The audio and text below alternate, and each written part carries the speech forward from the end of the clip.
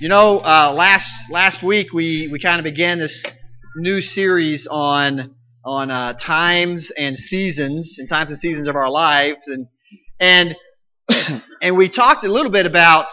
In fact, I gave some three main points, which I'll just touch real quick for those that weren't here last week and remind us, those that were and have forgotten since then. All right.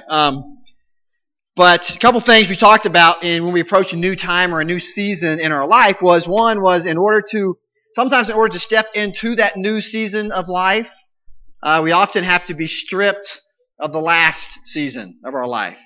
And sometimes that's not very fun, but it's necessary.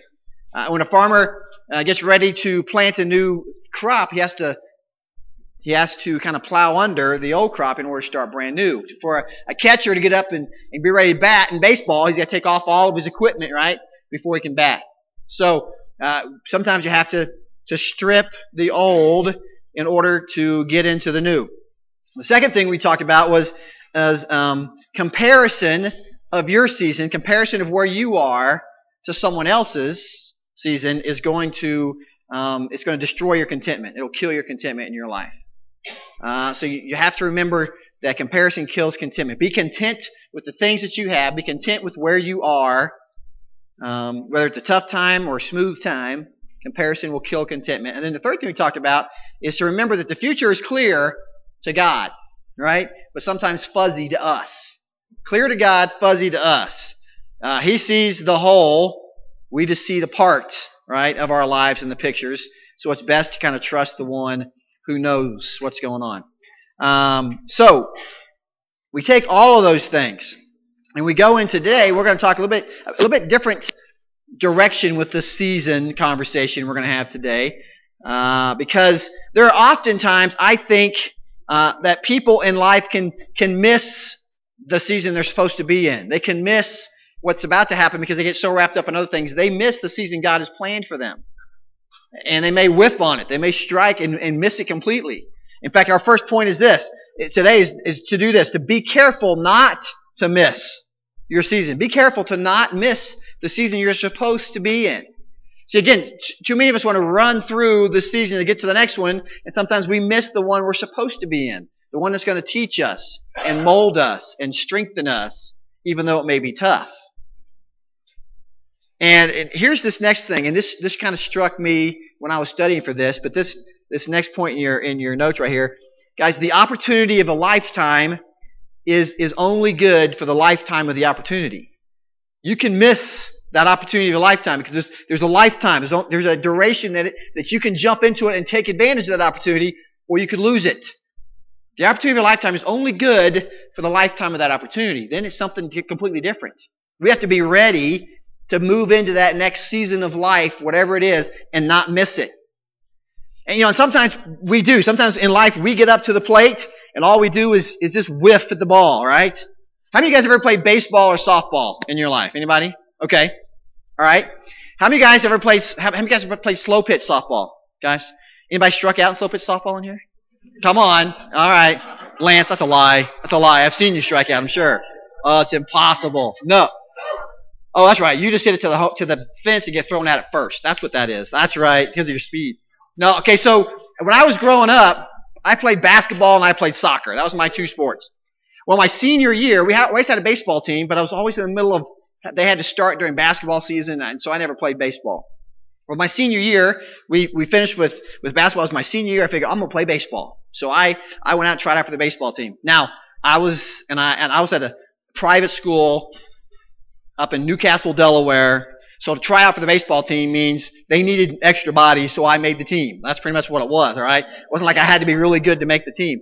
But my skills that I brought to the baseball team was I was fast and I was athletic. That was it, okay? Didn't say nothing about my glove, said nothing about my bat. I was just fast, all right, and athletic. So because of that, and because, again, small group of guys trying out for this baseball team, I started in center field. So because I was fast, I could get the balls. So our first game, we've been practicing on these little fields out by our school. We go out to this, it's a college type stadium, all right? So it's a lot bigger, a lot farther fence and everything. And we're playing our first game, and I'm in center field. And so we are the home team. So I'm out in center field. First inning is about the second or third batter up. I can't remember which one it was. All I know is he hit a fly ball to center field. Now, again, this is a lot bigger field than I was used to. The fence was way back. I wasn't sure if I was far enough up or far enough back. All I know is I was timing the ball just right in my mind, and I knew that there was a guy on first getting ready to take off. So I was watching the ball coming to my glove, and then I took my eyes off to look at the guy, and the ball went right over the glove and hit me right in the head. Okay? Right in the forehead. Okay? Split my head open, bounced all the way back to the second baseman, all right, which was a good thing, and I was on the ground. I don't know if I was out or not. All I know is by the time I shook it off and got back up to finish playing the inning, I had blood coming down. This was before you had to go off the field because of blood. You could bleed anywhere you wanted back in the 80s, okay? So it didn't matter. And so I have this split in my head. So I finally come in after we get the last out, and I am, because of my speed, I am, of course, the lead batter, all right? So now I've got to try to clean up the blood, figure out where exactly I am, all right, in the baseball field and in life, and I get up to swing and play. Well, I guarantee you, the first couple pitches, I mean, I whiffed hard at the first one, and I whiffed hard at the second one, and I think there was a ball or two in there somewhere, but all I know is after I whiffed a couple times and kind of shake it all back off, I got back up, and you'll be glad to know I hit one inside the park, and it got inside the park home run right there. My first time at bat after I just made a fool of myself in center field. All right. I can't tell you anything else that happened the rest of that game or even the rest of that year for that matter. All I know is that's one time. I was not a very successful baseball player. I whiffed, and I struck out a lot later on, and we'll talk about that later. But it's just, there's some people, all right, there's many people, they swing, and they miss their season. Instead of trying to get back up to the plate, they stop, they step back, and they say, okay, we missed it, and they avoid it, or they leave like they never have a chance to do it again. But there are some people who actually swung and missed completely at their seasons in life. And there's stories in the Scripture. If you look in the Old Testament, we see several stories about the Israelites. We've talked a lot about the Israelites and the Jewish people back in the Old Testament. They failed a lot, right? I mean, they attempted to follow God, and then they just said, forget it, and they failed. I mean, they were a mess. They were always messing up and always in trouble. So before I read this story out of Numbers chapter 14, let me give you just a little bit of background to what we're about to read. All right. So the Israelites have been delivered from slavery, right? Hundreds of years of slavery in Egypt. They've been delivered finally, and they have crossed, the Red Sea, and Pharaoh and the Egyptians were conquered because the seas came back in and crashed on them, and all these things. And they're heading to the promised land, the land that's been promised to them for thousands of years. They've been in slavery. This is their next season of life. They're going to move to the promised land, the place God has delivered them to, promised to them. That's their next step. So they send 12 spies into this new land to check it out, to make sure, to see exactly what needs to happen and how they can go in and conquer, because people are already living in this land. And God says, this is your land. You're going to go in and conquer them and take over the land. That's what He's promised them. So 12 spies go in. And we know the story. 12 guys go in. They see these amazing tribes, these amazing nations, and these huge armies. In fact, not just huge armies. Some of their soldiers are giants, literally giants of men. That's where we hear about Goliath coming from that kind of a land. All right. So they go in, and these 12 spies come back out of the land after seeing all this, and they say, yeah, this land is amazing. It is exactly what God has promised. The fruit is the size of people. I mean, it's amazing what we get to do, but 10 guys said, we can't do it, though. These guys are huge. There's no way we can do this. If we go in, we're going to be destroyed. We're going to be killed. There's no way we can take the land. There's no way we can move into this next season and be successful. We're going to fail. It's going to be an impossible task. That's what 10 of the guys said. In Numbers chapter 14, the Israelites decided to listen to the 10. 2 of the guys said, forget that. We can go do this. God is on our side. Let's go conquer Him. But 10 said no. And the Israelites followed the 10. Numbers 14, verse 1. After they heard all this news from the spies, it says, that night all the members of the community raised their voices and wept aloud. All the Israelites grumbled against Moses and Aaron. And the whole assembly said to them, if we had only just died in Egypt, or even in this wilderness, why is the Lord bringing us to this land, right, the new season, the land promised, only to let us fall by the sword? Our wives and children will be taken as plunder. Wouldn't it be better for us just to go back to Egypt? Right? They had the promised land in front of them. They heard a few naysayers, and they said, we should have just died in Egypt. We would have just died in the wilderness before we got here. Let's just go back to Egypt and die there. That'll be better than going here and getting defeated by these soldiers, by these armies. They were so convinced that the next season wasn't right for them that they decided to whine and to complain and to cry. And instead of actually moving into it, they missed it completely. They missed it completely. We go on to verse 22 in that same chapter. And here's what God did to all those who were whining and crying earlier about this season. They said, not one of those who saw my glory and the signs I performed in Egypt and in the wilderness, but who disobeyed me, who missed this season and tested me 10 times, not one of them will ever see the land I promised. On oath to their ancestors, no one who has treated me with contempt will ever see it. The whole entire nation of Israel, except for the two guys, the two that said, yes, we can do this, and their families, the entire nation missed out on what God had promised them. They missed out on the promised land. God's punishment for them, not moving forward, and instead running from this next season in life that they were supposed to be going into, this timing of God, was that none of them got to see the promised land, except for the two. That's it. But then we see, after Moses has gone and talked to God about this, and God has told him this is what's going to happen. Now none of you can get there. None of you will see this land. Verse 39 of Numbers 14. After Moses went back and told them what God had said, he says, when Moses reported this to all the Israelites, they mourned bitterly.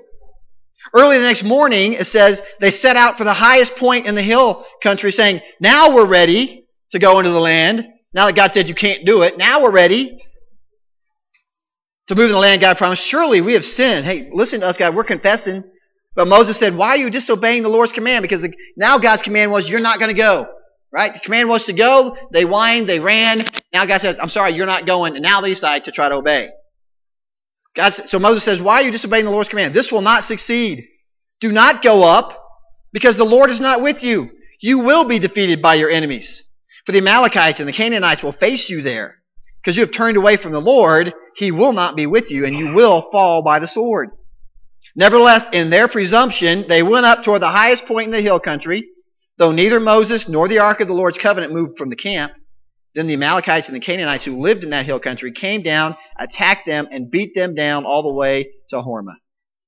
So first, they miss out on the opportunity to move to the promised land because they're scared of the soldiers. They're scared to move into that next season because they don't know what it's going to hold. They think the worst, right? They failed to step into the season they were supposed to. And then the second time, when God said, now it's not your time, they tried to force the issue and make it their time, make it their season. See, the exact same event on one day was right to do, but the other it was not right to do. The season had changed. And it changed because of their inability to follow it in the first place. And the Jews, the Israelites, just kept doing the wrong thing at the right time or the right thing at the wrong time. They just kept messing up. That's what they did. They missed out. David also did it twice. Okay, we know the story of King David and all the things, the great man that he was, the great king that he was. But he missed a couple of things by missing a season, by not going out into battle, right? We know in 1 Chronicles, verse 20, we read about David's life, and here's David, who should be on the battlefield and is not. Right? Should be on the battlefield, but is not. And in 1 Chronicles chapter 20, verse 1, it says, in the spring, at the time when kings go off to war, Joab led out the armed forces. Not David the king, Joab, his general. And Joab says, laid waste the land of the Ammonites and went to Rabbah and besieged it. But David remained in Jerusalem. Joab attacked Rabbah and left it in ruins. See, it was this season of him missing out on where he was supposed to be. He stayed home, that he had his affair and committed adultery with Bathsheba. And we all know the story, what happened there. Because he missed his season, he skipped out on doing what he's supposed to be doing. He paid for it for the rest of his kingship, the rest of his life. And then second, he missed his season later in his kingship by actually going out to battle when he shouldn't have gone out to battle. We go to 2 Samuel chapter 21. There's the battle going on. He should have stayed home, but he didn't. At this time, it's maybe his age, it's just whatever it is. He's not ready to go out to battle. It was not the plan.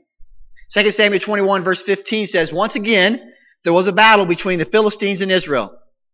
David went down with his men to fight against the Philistines, and he became exhausted. And Ishbi-Benob, one of the descendants of Rapha, whose bronze spearhead weighed 300 shekels and who was armed with a new sword, he said he was going to kill David. But Abishai, the son of Zeruiah, came to David's rescue. He struck the Philistine down and killed him. Then David's men swore to him, saying, "Never again will you go out with us to battle, so that the lamp of Israel will not be extinguished." See, I don't know why he went out at this battle. Maybe he's still trying to prove that he had what it took to be the king. I don't know. But this time he shouldn't have been there. The Philistines were looking, if they killed David, they would completely destroy the whole attitude and the whole energy of the Israelite army. So what would have happened? David's season had changed. He was to now be a light and an inspiration, not the leader of the battle. He was no longer to be the warrior king, but to be the light and inspiration. He missed his seasons. It's often. And guys, we miss our seasons sometimes. And missing your season can have consequences. As David's life illustrates, there's consequences to missing your season. But before I move on, I do want to point out how God, later on in the New Testament, God told us about the end of David's life. He missed a couple of seasons in there, right? He whiffed a few times. But in Acts chapter 13, verse 36, this is what Paul says, or this is what they're summing him up. It says, now, in verse 36, now when David had served God's purpose in his own generation, he fell asleep and he was buried with his ancestors and his body decayed. When David had served God's purpose. He missed several times, guys, right? And yet it still says he served God's purpose. And I want to be careful when I say this, but I want you to know you can miss seasons in your life and still fulfill God's purpose for your life. Right? Go back to some more baseball analogy. You can strike out several times in a game, but yet you can still win the game in the end. See, striking out doesn't mean it's all over. It just means that bat is over. Right? That time at bat. Some of the best hitters in the world are also some of the leaders in striking out. Go back. Sammy Sosa, a great baseball player, great batter for years and years and years. He had more strikeouts than anyone else in baseball for 3 years in a row. From 1997 to 1999, he had more strikeouts than anyone in baseball. But in 1997, he also had 36 home runs. In 1998, he had 66 home runs. In 1999, he had 63 home runs. You know, in the record books, Sammy Sosa is at the top, out of the top 10 home run hitters in a season in baseball. He's like number 3, 5, and 6. Even though he led in strikeouts for 3 years in a row. Just striking out doesn't mean the game's over. It just means that bat is over. Move on to the next one. Be ready. God can still use you even if you've whiffed a few times. Now you look through history. Michelangelo left many unfinished projects, but he still is considered one of the greatest artists ever. Right? I mean, and you may have struck out in a season in your life, and you may remember that season. You may still strike out in the season coming up. And if you miss a season, it can have consequences, right? It can have serious consequences. It can. But you can still end life with a good grade. You can still end life with a positive. Just don't quit. Just because you missed something doesn't mean you quit and just stop. No, you keep pressing on. You keep trying. See, everyone in here could probably admit that they've missed what God wanted them to do at one time or another. We probably all missed it. We can look back now and say, man, now I see what God was doing, but we missed it. And sometimes you can even get into a season of life where that season is you just missing and missing and missing. That's the season, it seems like. But see, that's what makes God's grace so amazing. Right? That's why we sing about it so much, because His grace covers all of those mess-ups, all of those misses. So even when we're missing, all right, be right. Number 2, I think we have to be careful. If we've missed it, now you got to be careful how you label your season, because it's going to affect how you live in your season. Okay, so be careful about how you label the season you're in. See, a lot of people take these negative statements all the time in their life, and they'll say things like, "Man, I always mess up," or "I never get it right. I will never love again. I'll never be happy again. Nothing's ever going to get better." And they take all of these this negativity. They take those broad statements. "I will never," it always, or whatever, right? And we call these people who use those kind of words often. We call them drama queens, right? Or drama kings. That's what they are, because everything's so, I can't ever do it. And that's what we call them, right? And I'm telling you, when you're going through a tough time in your life, you don't need all that extra weight to keep piling on yourself. You got plenty of stuff going on that's tough. Don't keep adding on to it. In fact, you probably instead need somebody around you to help pump you up, to encourage you. A coach in your life of some kind. In all the years I played sports, I had a lot of different coaches. A lot of different coaches. And some of you guys in here have coached either your kids' sports or you've coached some other way. You've done some coaching, right? And I guarantee you, I've had those coaches who they yelled, they screamed, they berated you, they would be in your face all the time, and they did all this to encourage you to do better, right? But I also had coaches who were good, encouraging type coaches, and I've got to coach some, and I've coached some girls basketball over the years. In fact, Rachel back there was on my team the last 3 years. I have tried not to be that kind of a coach. Okay? I try not, especially when it comes to girls, because then they'll just cry. It doesn't do any good at all right? But I've tried not to. I don't want to be that yelling, berating. I'm going to, whatever it is to get them to play better. I want to try to encourage them. Every once in a while, they do need a quick kick in the backside to do better, and I'll do that. All right? But that's not going to be my go-to move all the time. I want to be able to encourage them to do better. And I guarantee you, I played better for those kind of coaches than I ever did the ones that yelled and screamed at me all the time. I just did. And if you've ever been to any little league baseball or flag football or whatever, you see coaches all the time that are yelling at these 5 and 6 year olds like they're professional players. And I'm thinking, what? How are you getting anything better out of them except the fear of whatever you're going to do to them at practice or whatever? But I look at David's life. And I look at David's life, and if you start labeling your life as this is never going to get better, this is the worst time, I'm never going to do this, it's always going to be, then you're going to end up living that way in your season. You just will. See, David's life would have been, and his story would have been a whole lot different if in 1 Samuel chapter 30, verse 6, we read in 1 Samuel 36, here was David. He was greatly distressed because, and again, he's got a lot of ups and downs in his life, right? He's greatly distressed because the men were talking of stoning him. Each one was bitter in spirit because of his sons and his daughters, but David found strength in the Lord his God. He's a leader of armies. It's a tough time. There's some battles going on, not going real well. David's scared he's about to get killed, and he's distressed. But instead of being depressed and keep saying, well, this always happens to me, I'm never going to make it through this. No, what does it say he did? He found strength in the Lord his God. Even in the worst times, he went to God with it and said, here it is, God. I'm not going to label this as the worst time of my life. I'm going to try to live through this in your strength. He found strength in God. He encouraged himself, I think, through that strength. He encouraged himself because of the strength of God. See, too many believers are better at discouraging themselves than they are encouraging themselves. They just go right to the bad, right to the hard, right to the impossible. They never encourage themselves through the strength of the one who can handle the bad and the hard and the impossible. Too many think the worst, never trying to find out and try to find that encouragement from their strength in God. Guys, I don't want, if I was to be able to stand at my funeral and talk, I sure wouldn't want my words to be negative about my life and all the tough things that I had and all the hard times that we had and all this kind of stuff. No, if we had a chance to step up, I want to go to 2 Timothy 1, verse 12. And here's Paul writing to Timothy. What a great example as he's talking to this young preacher, this young guy who's going out to tell people about Christ. And this is Paul who suffered a lot. He's spent time in jail, he's been beaten, he's been tortured, he's been all these things. He says, this is why I'm suffering as I am. But he says, this is no cause for shame, because I know whom I've believed. And I am convinced that he is able to guard what I've entrusted to him until that day.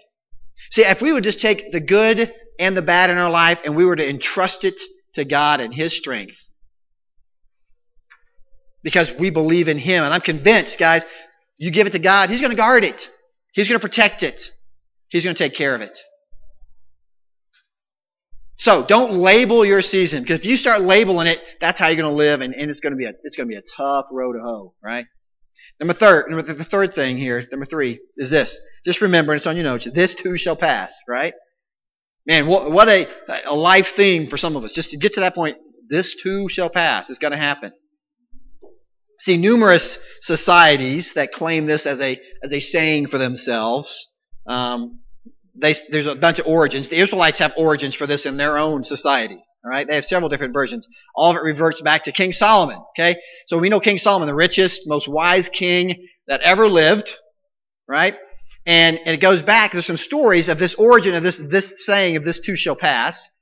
And it says King Solomon. It says that the king, feeling depressed one evening, feeling a little bit blue about things, which you look at his life, you're thinking why? Besides the fact that he had a whole lot of wives and concubines, but besides that, he was depressed and he was blue. And he says he asked his advisors to do this. He said, find me a ring, something he had seen in a dream. He said, find me this ring.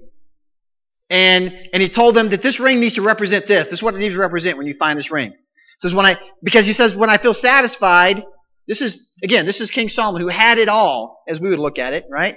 He says, when I feel satisfied, I'm afraid that it's not going to last. When things are good, I'm afraid it's not going to last. And then he says, but when I don't feel satisfied, then I'm afraid my sorrow will go on forever. He says, when I'm satisfied, it's bad because I think it's going to go away. When I'm sad, I'm sadder because I think it's going to always stay. He said, find me something, a ring that's going to help ease my suffering. That's what he said. So eventually an advisor says, met an old jeweler who carved into a simple gold band this Hebrew inscription, Gam Ze Yavor, this too shall pass. Just to remind him, it's going to pass. Good and bad, it's going to pass. Another story, there was a sultan requesting of King Solomon a sentence that would always be true. Good times or bad, give me a sentence that's going to always be true. And Solomon responded with, this too will pass away. Right? So it's kind of some origin. It's something we can look at and understand. Right? It's not found in the Scripture. That phrase is not found in the Bible. But the idea is expressed in a couple of different passages. In fact, in 1 Corinthians and 2 Corinthians. 1 Corinthians chapter 10. Verse 12 says, so if you think you're standing firm, be careful that you don't fall. Okay, just because you think you're standing firm, be careful because you can still fall, basically is what he's saying. 2 Corinthians 4, verse 17 says, for our light and momentary troubles are achieving for us an eternal glory that far outweighs them all. Right? This too shall pass. Good and bad, we got to be careful. See, all of us struggle with life at times. We walk through tough times. Maybe it's a relationship with your spouse or with a parent or with a child or with a friend, and it's a tough relationship right now. Things are very low. It's going to pass. All right? Maybe things are really high. Don't just live in the high all the time because guess what? That could pass too. Right? And maybe you're in this opportunity that's causing you to be confused or angry or depressed and ready to give up. Maybe it's your job. Maybe you're frustrated with your job. You just can't seem to find any joy in it. It's draining the life out of you, maybe. This too will pass. Maybe it's your spiritual life right now. You haven't seen God do anything you maybe feel is significant in your life lately. Maybe you don't feel like He's near you at all at this time. Or you've been so busy with life, you've even put Him on the back burner. But guess what? Whatever it is, this too shall pass. Because you can get so wrapped up in the issue that you don't let God be God in the struggle. Nothing lasts forever. Nothing lasts forever. And I'll tell you about this. I got a tough call this morning from my dad. I have a cousin named Mike. My uncle Delbert, man, Carolyn had 8 kids, all older than us. But Mike was one of the ones closest to us. And I got a call from my dad this morning. Mike and I, we got to hang out a lot growing up. I have been, with Facebook, you can keep up with cousins that live in different states. They live in Kansas, and so I got a call this morning that said that my cousin Mike, he has a wife and 3 kids, and they had a gas explosion at their house yesterday. Killed his 18-year-old son, Spencer. His wife Kelly and my other cousin, second cousin Riley. She's a 14-year-old. Were airlifted to Wichita, Kansas, in serious condition. Not even sure if they're going to make it either. Then you got one more child. I'm not sure where Mike and the other one was. I don't know all the stories. I just know, guys. I look at this. I can't understand the season that he's about to go into.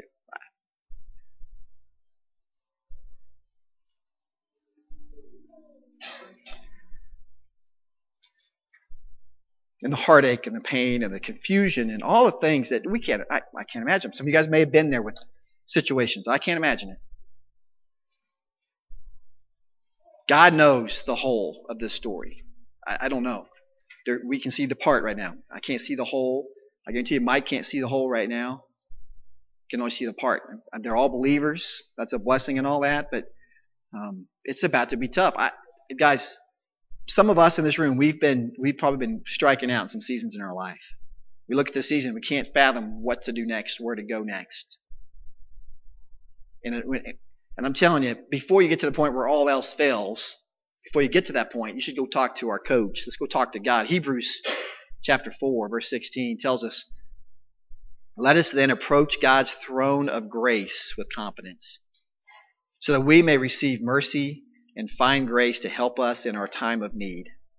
The promise is He's going to be there to help us in our time of need, no matter how great or how small.